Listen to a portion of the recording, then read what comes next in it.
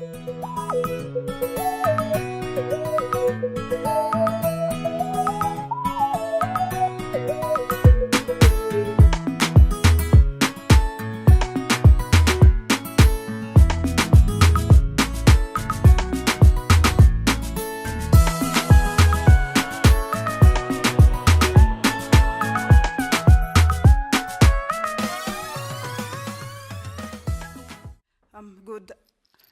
afternoon, ladies and gentlemen, and being the last speaker on a topic that everybody has to speak on, I think mine will be very, very quick. I think we'll actually finish on time because there's a lot that has been covered already by especially the minister. I think he literally took most of my notes, or I took some of his notes, but I guess it's a small country. We all know what it is that we're talking about. So I'm going to talk a little bit about some of the opportunities from a closer regional integration, but my focus is looking really at the institutional infrastructure that helps us take advantages or seize advantages that are present in this regional integration. So I'm going to go through some slides very, very quickly, and you'll know why. It's because most of the stuff has already been covered during the morning. All right. Okay. Oh. Where is the...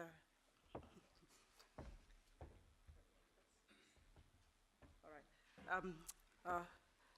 Thank you so much to Suta. He's already sort of given the little ad for the Namibia Trade Forum, who we are. We're an agency of the Ministry of Industrialization, Trade and SME Development. And our mandate basically looks at how public-private dialogue on trade and trade-related matters can be institutionalized. And why is this important? I think in all these speeches that have been made this morning, the public and the private sector really are the two hands of the body in order for us to propel our economic development and advancement. And of course, we know that it's a cross-cutting enabler for a conducive business environment. That's why public-private dialogue is important. We're fully funded by the state, and we are not incorporated by an act, but rather by a cabinet decision. We are a Section 21 company, and that's how we are officially incorporated.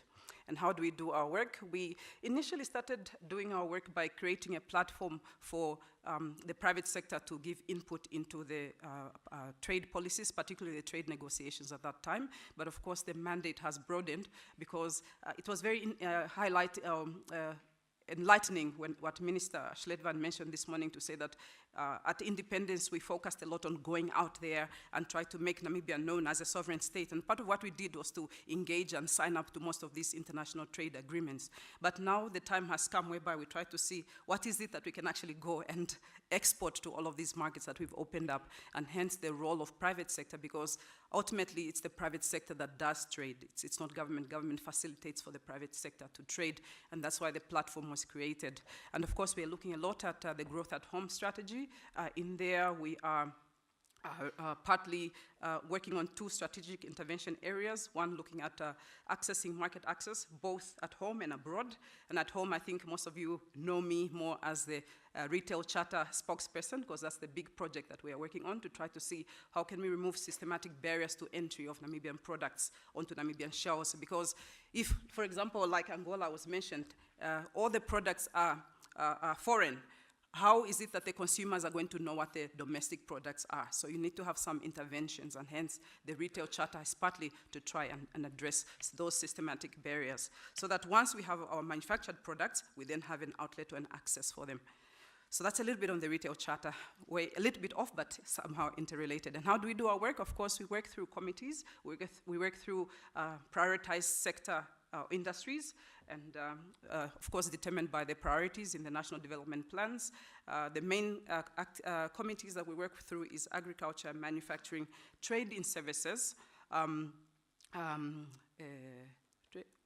fisheries, of course, which is probably the most highly organized of all of them. And then now we've also started working with the trade facilitation, because according to the trade facilitation agreement, we have to have a national trade facilitation committee working on the ground. So we have public-private dialogues quarterly. In fact, we should have one for each of the committees. Our board of directors is, of course, comprised of both government and private sector representatives. And most of the business associations are represented on the Namibia Trade Forum board. Right, so overview, I'm going to rush through especially number 2 because I think you've heard a lot about it already. And then looking a bit at Namibia statistics, and then what are the opportunities from regional integration, and I'll try and conclude. All right. So we always have to, when we make presentations, we always have to quote somebody whereby we can anchor the rest of our work on. And so there I looked at Mr. Mwasha.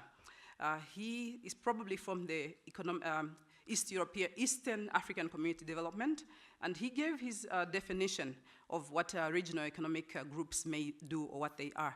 And I think today Trudy also gave a very interesting and dynamic definition of what regional integration was.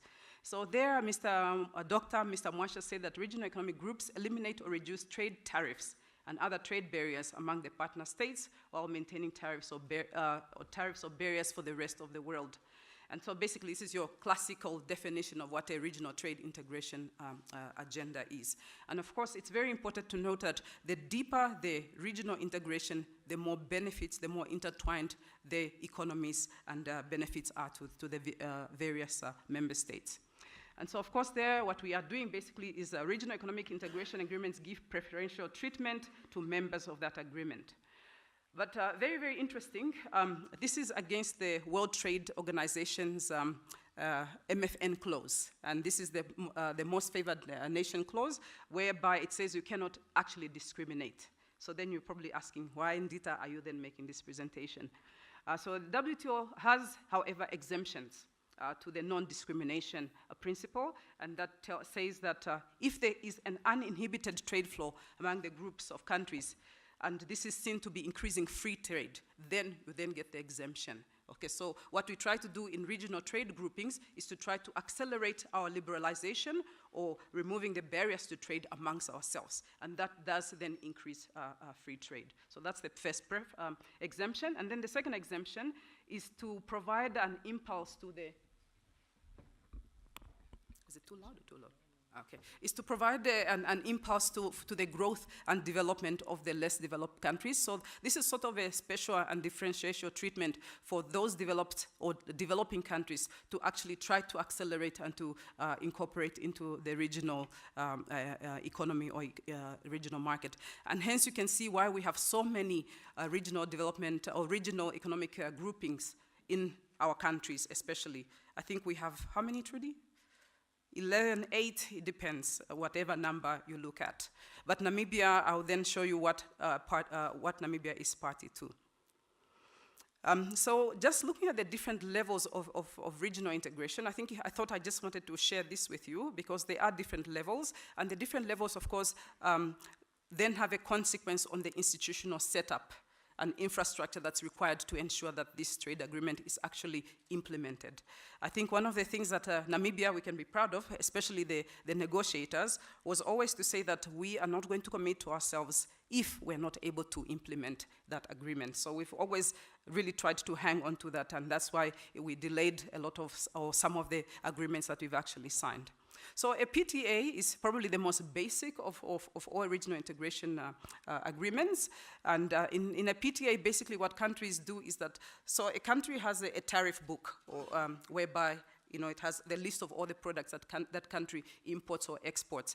So in a PTA, you only choose specific products that you are going to, specific products or services that you're going to negotiate or that you're going to liberalize amongst the two of you. So that's the PTA. It's very, very basic. So we have an example there of the Cotonou Agreement. So you all remember that Namibia, we used to export beef. We still do, but how it started is that we used to have a quota of, I think, 10,000 tons, and we could only export 3 cuts of this prime cut beef to the EU. So that was under the Cotonou Agreement, so that was a preferential trade agreement. Those were the only products that we could export under those conditions. If you go above the 10,000 tons quota, we were paying 300 and something euros per ton. So which makes it almost impossible to trade if there was no preferential agreement. So that is what we then have there with SACU Mercosur. So with Mercosur, we have a list of products that we have reduced tariffs to some extent. And then I've mentioned there the SACU India. We are still negotiating the SACU India, and the reason why we've been negotiating for, I think the negotiations broke down in 2009 was because we could not agree on how much the percentage of products that we wanted to liberalize in that agreement. All right, I'll move on. So a free trade area, that's the one that we spend most of our time actually working on. And in the free trade area, basically members eliminate internal tariffs and other measures that restrict trade between members. So, and what you do, you then go beyond more than just tariffs. You also try to look at those elements that restrict trade or hide or include trade barriers. So in a free trade area, we also look at non-tariff barriers, and we also look at, most importantly, rules of origin. So rules of origin there are important because they prevent what we call trade deflection. So what you want is that the product that you are importing or trading between the two of you, that those products, the originating status is actually from the member states. And so with trade deflection, you're basically trying to circumvent getting the products with the country with the least import tariffs, etc. So of course the famous ones there is SADC, the NAFTA. Mr. Trump or President Trump talks a lot about it. I think that's why we all know about what NAFTA is. Then the TFTA and the CFTA. The TFTA is a tripartite, which Trudy mentioned earlier, as well as the continental one, which I will just make a mention of later. Then customs union. Yes, I think we've all heard that we have the oldest customs union, and here we go a little bit deeper. And then a customs union also develops common trade policy. And again, I say pay attention to the level of integration and the requirements of implementing that agreement. And such we have a common external tariff as well relative to other countries. So with SACU, we know that our common external tariff is the border of the 5 countries that we have in SACU. The European community, economic community, is probably the most advanced customs union, because if you look at our SACU, I like what Mr. Schlettmann mentioned this morning, again saying that it has been a good revenue sharing entity. We've perfected that. But other aspects, they are really lacking behind. But as is mentioned, we have a commitment to try to evolve and move on. Common market. Again, here you include the factors of production in your common market. An example, so you liberalize this as well. And the common example, of course, is COMESA, whereby especially the movement of people, of persons, is very, very important. And I think Trudy, in her presentation this morning, mentioned how we couldn't even define what a business person is. And so in a common market, you then get a little bit more advanced.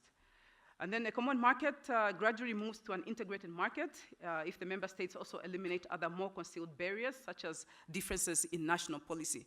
Do you see where I'm getting at? So it gets deeper and deeper, whereby the countries have to be even more and more intertwined in their national policies, whereby the national policies actually have to be harmonized or speak to each other. And then again, a most working example that we have right now is the European Union with its institutions.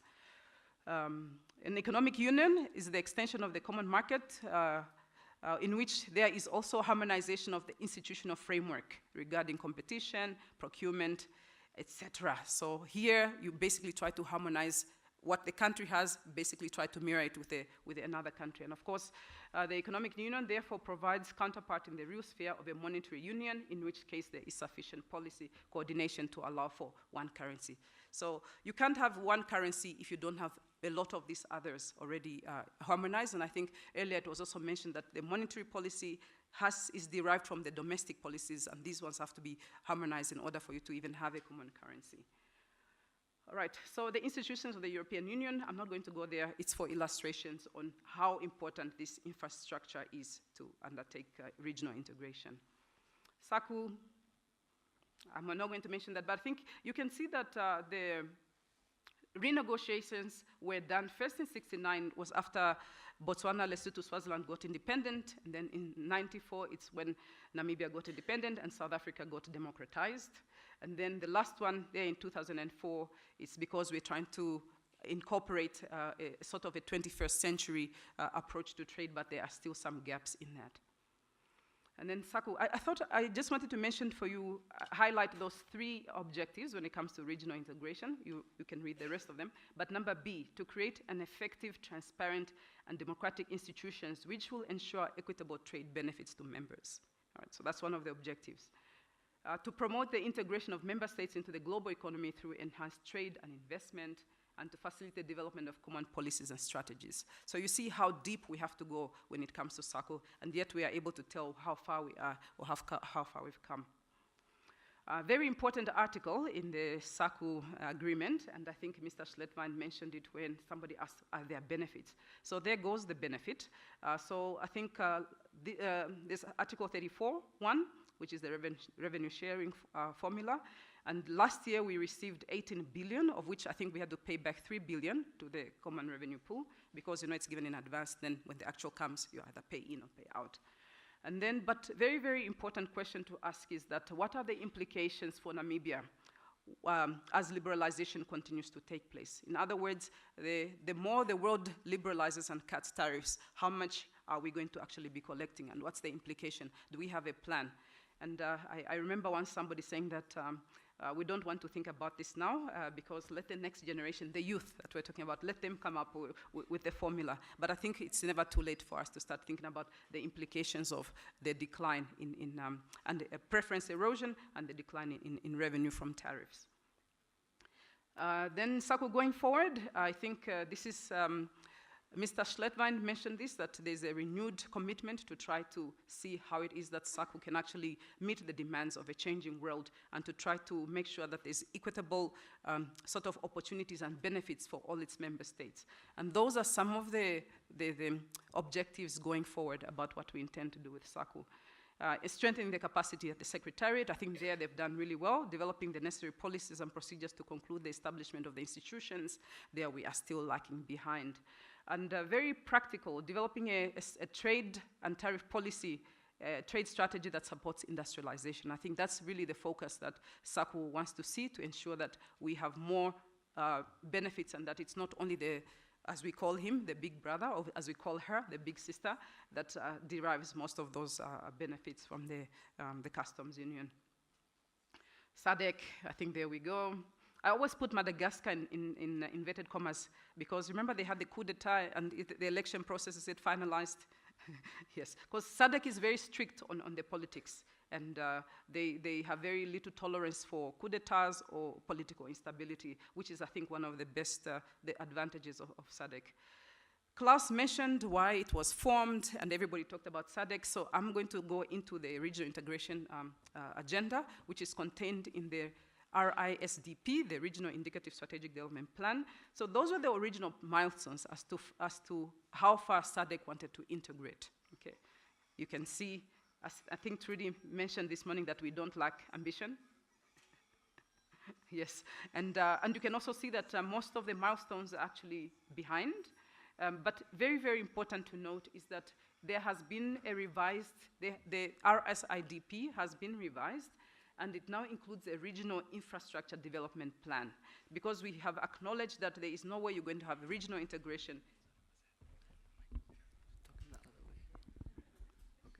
Okay, there is no, maybe I moved too much.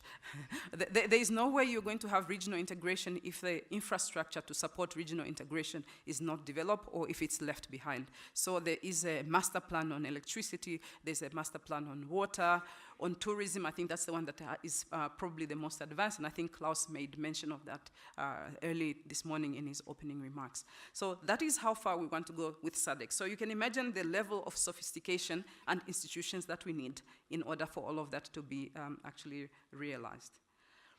And then SADC-EPA, I thought it would be important to touch on the SADC-EPA. So this is our trading agreement with the European Union. And just a little bit of background, in 1992, we had this preferential market access to the European Union, which was, of course, a unilateral agreement. And then what happened over time is that these preferences were challenged at the World Trade Organization because they were against this principle of reciprocity. All right. And so what we were then asked to do is that we had to negotiate a WTO-compatible agreement, which was reciprocal in nature. And basically, that was what the economic partnership agreements were. Originally, they said that they had 3 pillars to these EPAs. The first one was, of course, market access. The second one was regional integration. And the third one was development. All right, and during the negotiations, it was very difficult to see any of these except the market access, the purely mercantilist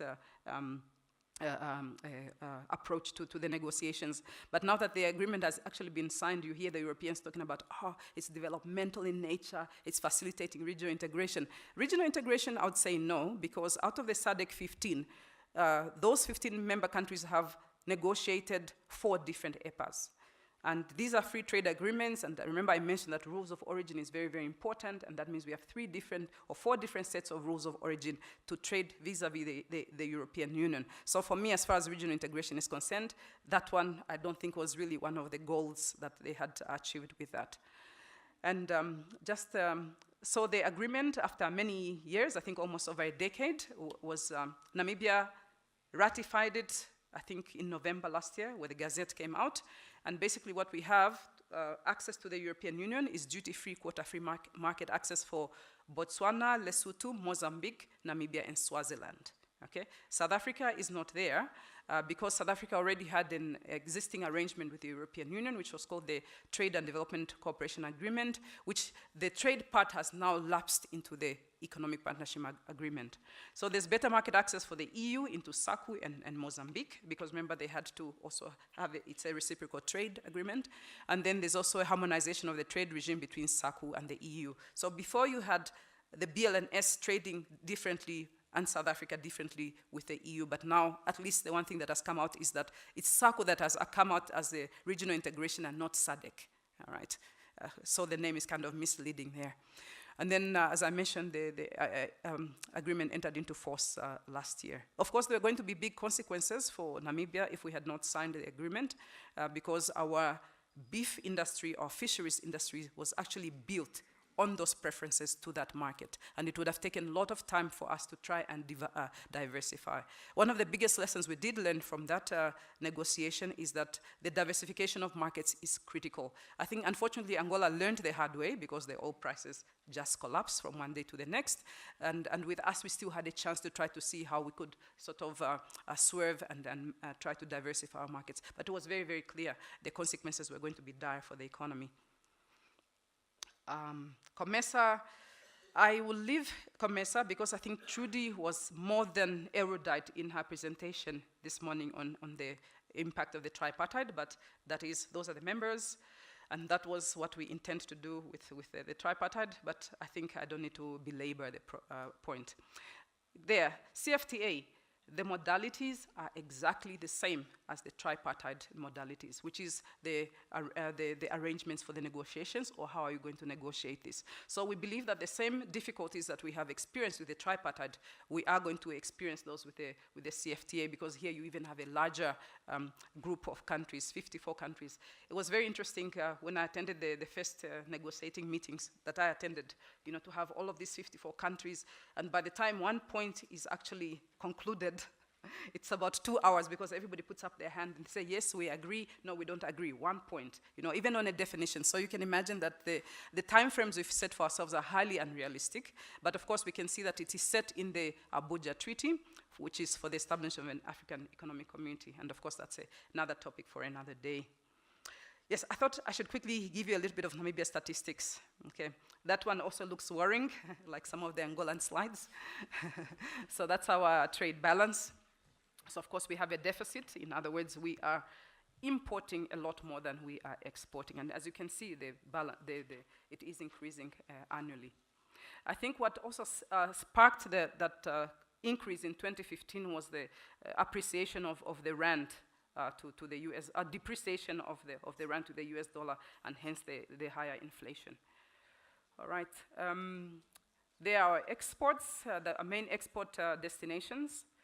I think Dr. Geingob, while he was Minister of, His Excellency Dr. Geingob, when he was the Minister of Trade at that time, said, lies, damn lies, and statistics. You'd always quote that. And I think when you look at some of these graphs, you'd be very surprised. Why is it that Switzerland is Namibia's biggest export destination? Very, very interesting. It's mostly zinc ores that are imported by a company that is registered in Switzerland, but they actually export to the rest of the world. So that's why our statistics, you always have to be careful when you analyze them. And then, of course, South Africa exports primarily our agro-processed and our raw material, the beers, the fish, etc. Botswana, very interesting. It's diamonds. Since the plant moved from Europe, it's now the diamonds have been polished in Botswana. And then Zambia, copper cathodes and some copper products, and then the EPZ. And then main source of imports. All right. Looks also very scary, né? It's not very diversified. But the good news is that because of the CMA, our cost of exchange is actually beneficial. So imagine if our main source of imports was in another country where we incur a cost of currency or importation. So that it would actually be a lot more disastrous for us. So this is actually not too bad. It's probably the best scenario. You probably want to have this a little bit more flat out in SACU and SADC vis-a-vis just one country, because I think, like the minister mentioned, this answer, Namibia, Angola, Namibia, South Africa, those two economies are huge, and whatever impact happens there, we feel it drastically. And that's perhaps one of the disadvantages to have it this overly skewed. Products, those are our top products. That also looks a little bit worrying, right? Because they're all primarily raw material, not very refined, and not the final consumables. So diamonds, I don't know how many of us wear Namibian diamonds. I think most of the ladies, maybe we have some Namibian diamonds. And then the copper ores are intermediary, but it would even be best if we can actually start going deeper into the value chain and start producing more copper wires. Charity, what would it be? Copper wires, right? From copper. She always gives that example. And then fish commodities, our main exports primarily to Europe. And then the copper articles, vessels. Yes, Namibia does not produce vessels. It's a transshipment whereby I think we actually sold one of our old vessels to a country in the Caribbean. So that's why we have that one there. The re-exports.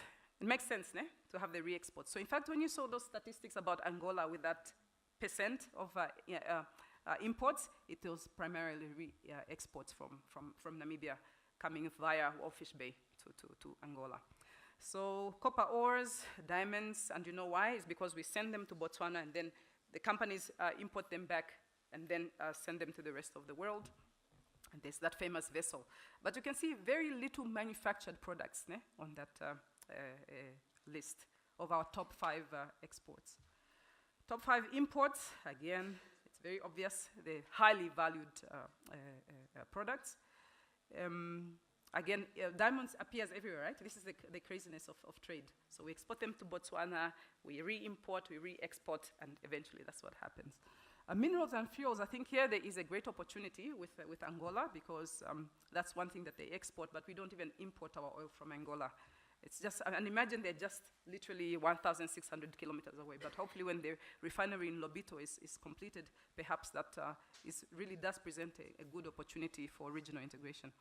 Let me quickly go ahead. I thought I was going to be faster than I am. Right, so I thought it's very interesting to bring the regional economic communities, trade by those. And it's quite interesting. For me, I think it was worthwhile investing in the agreements that we have, because you can see that that's where the concentration of our exports are. It's also quite diverse. So we have an agreement with, of course, we're in SACU, EFTA, we have an agreement with Switzerland, Norway, Liechtenstein, and Greenland, I think, the EU, of course, and you can see there's been an increase in all of those. And I think the reason why it's bigger in orange, it's primarily due to the exchange rate favorable conditions as well. There are imports by economic blocks, right? As is obvious, it's mostly from SACU, and we know it's from South Africa. BRICS, I think it's primarily India that we have there in BRICS. SADC, non-SACU would be Zambia, Zimbabwe, Malawi, etc. All right, could you help me with the, yes. So I'm quickly going to look at the core of my presentation, which I mentioned to you was trade-related infrastructure framework that you need for regional integration. And so basically there we've looked at what does the draft trade tripartite look like, SADC, SACU, Namibia, and then the status quo. So trade remedies. Trade remedies are very, very important. This basically discipline whether, once you've liberalized, if there's a surge in a product that is imported. For example, let's look at Namibia, a very small country. We liberalize, say dairy, okay?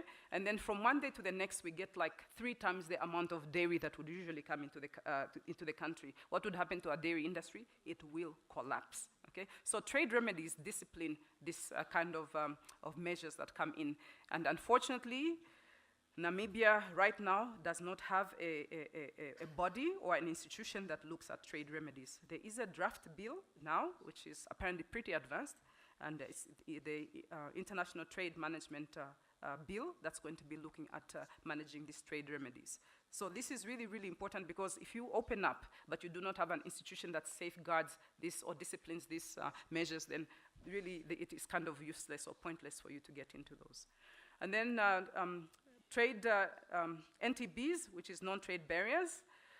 We have none. In SADC, we have a monitoring mechanism, which is online, whereby the private sector actually, what do? They enter online the concerns that they have, and they register the trade barriers that come into place. And so there, as it says, the status quo is that there's a web-based monitoring mechanism, and we also have a national focal point. But the effectiveness in Namibia is very limited, since the private sector, or most of private sector, is not aware of this. And part of our job is to actually bring this to the attention of private sector. Very, very critical is trade facilitation. So this one-stop border shop that the minister talked about, the single window initiative that the Ministry of Industrialization is currently undertaking, which we are hoping that at least by next year we'll launch some stages of it, is very, very critical, because that determines how competitive you are vis-a-vis other countries. I think one of the challenges that Namibia faces is in the ease of doing business is our trading across the border. We rank very, very poorly. And if we have our trade facilitation mechanism in place, it would really facilitate and improve that tremendously. Standards, very, very critical. Most of you are not aware, but Namibia does not have a barcode. So how can you not have a barcode if you have manufactured products? Because when you want to retail your products, the first thing that any manufacturer would ask is, where's your barcode? And so this is some of those infrastructure that you need, standard quality infrastructure that you need. I think in NDP 5, there are provisions to actually have Namibia develop its own barcode. Right now, what the industry does is, I think we go to South Africa through the SABS, and we use theirs. All right. So very, very important to have standards, and not only that. So we have our standards institution. It's participates in most of the activities there, but it's in its infancy, and capacity, especially technical capacity, still needs to be built.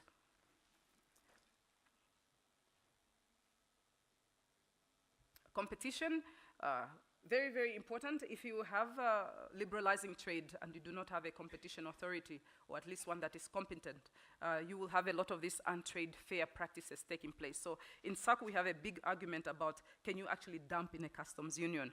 Does it then become a competition issue, or is it a trade remedies issue? So the good news is that we have a Namibian Competitions Commission, which is functioning, and they are also there to try to monitor anti-competitive behavior. Out of all of the tripartite, I think there's probably about 5 countries out of 26 that actually have an established or functioning competitions authority. Intellectual property, very important, especially in the 21st century issues of trademarks and the like, and patents. And the good news is that we have the BIPA in Namibia, which is the Business Intellectual Property Authority, which will then take up these tasks. So with these institutions, most of them are new, and most of them are still fledgling, but the good news is that we've actually started to implement, or at least the framework is there. We just need to make it work. And then a dispute settlement body, very, very interesting. So we know that in SADC, it was down on Robert Mugabe I don't know the irony in that. So it burnt down, and but in SACU we don't have any. And where then do you take disputes that arise out as a result of trade mechanisms? Because our courts are not capacitated enough to deal with these kinds of issues. And I think Trudy also mentioned, and it's something that I always want to bring to the attention of everybody, that we want to have a rules-based system whereby there is predictability, and most importantly, that there is certainty. The next, yeah, all right. I then thought of, finally, that's basically, this is the last slide that I want to share with you. It's a little bit long, but the opportunities, where do they actually lie? So, because this is the whole point of this presentation. What we did is that the Namibia Trade Forum, we conducted, or we commissioned a study to look at the impact of further liberalization, especially as far as regional integration was concerned.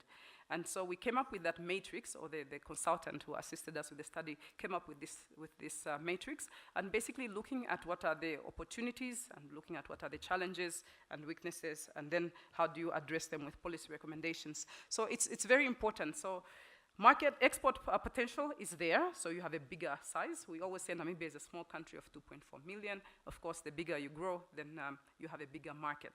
Okay, so the neighboring countries become a bigger market for us.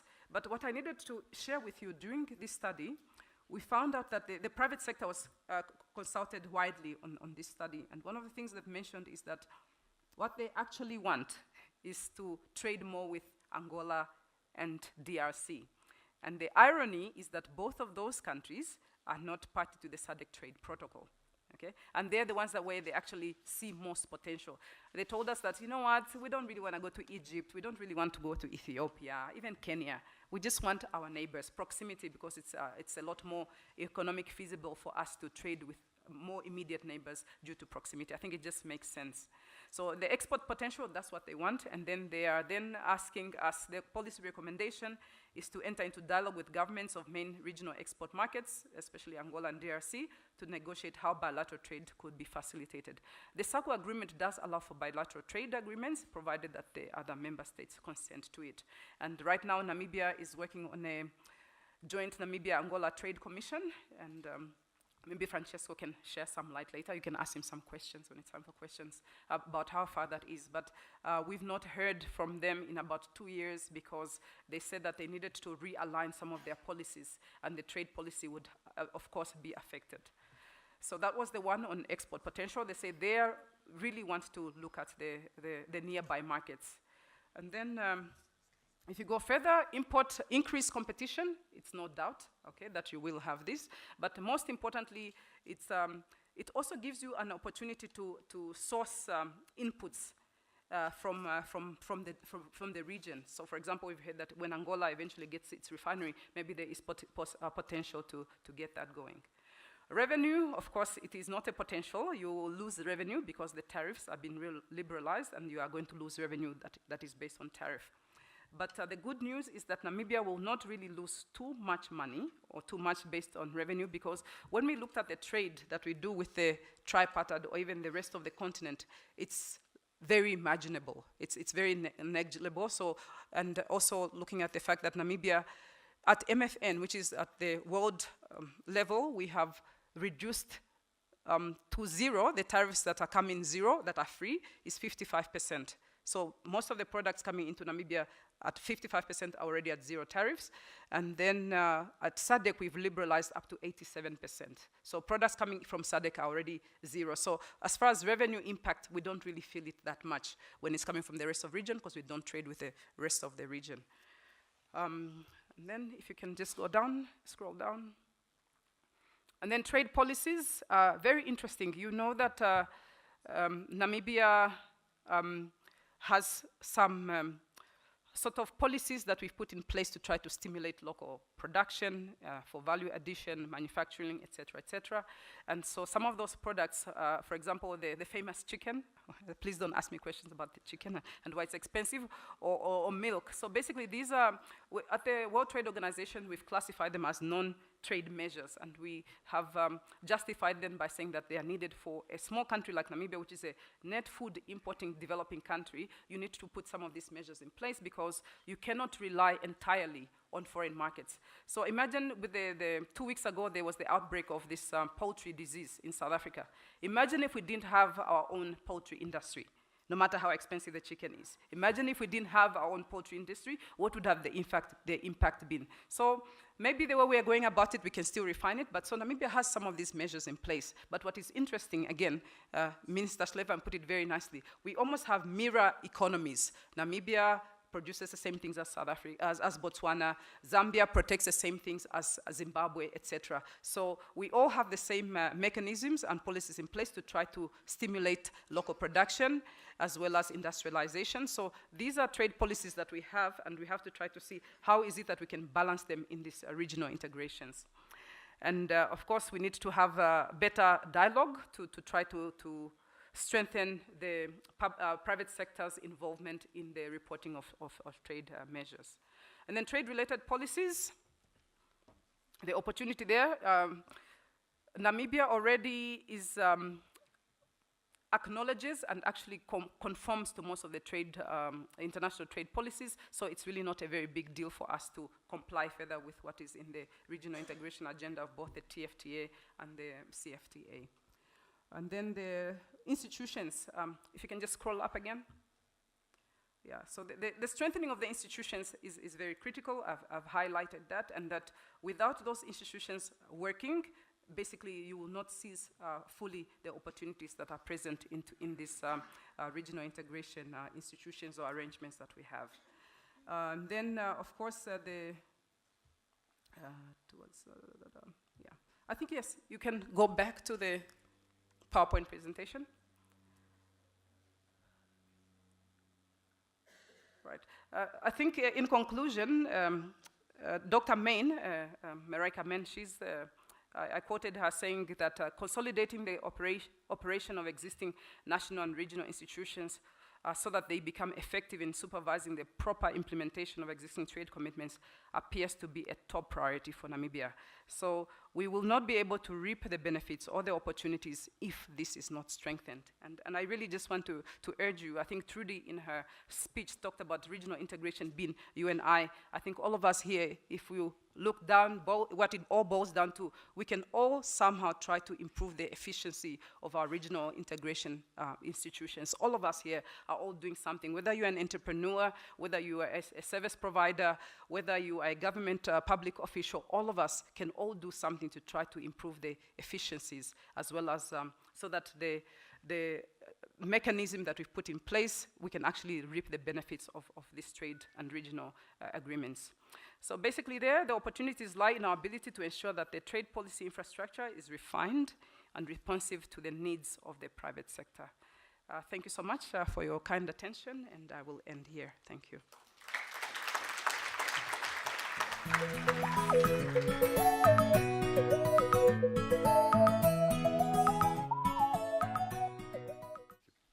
Are you satisfied with the pace at which we are moving as far as the rolling out of the All Africa electronic passport is concerned?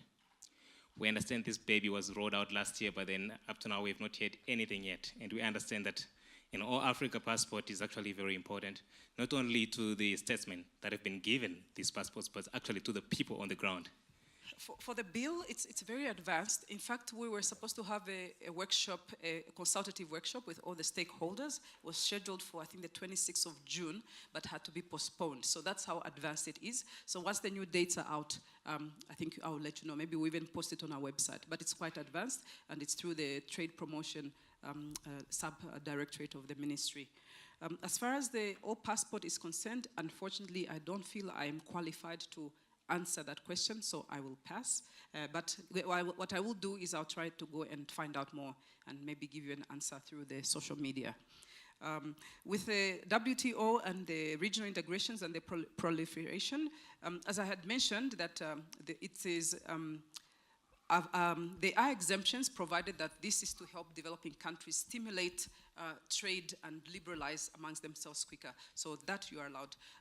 The issue of the regionalization and the proliferation of regionalization, it is a concern, especially whereby the major economies are actually sort of dictating in their regional agreements what the new issues are going to be, whereby we are sort of trying to sort of still say we are not yet that advanced, and let's still look at the multilateral platform vis-a-vis going to the mega regionals. So it is a little bit of a concern, but it's entirely WTO legal and compatible for countries to do as they wish with their regional agreements.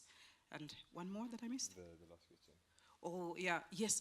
You know, I was actually thinking a lot about that. And, you know, it says that a lot of what we do, if we don't see the impact of what I am doing to the greater economy, and the further you are from it, the more disinterested you are in your job. And I think, you know, I have a friend, sorry, I'm taking it a little bit long. I have a friend who says, Ndiitah, do you think other people love their country as much as we love Namibia?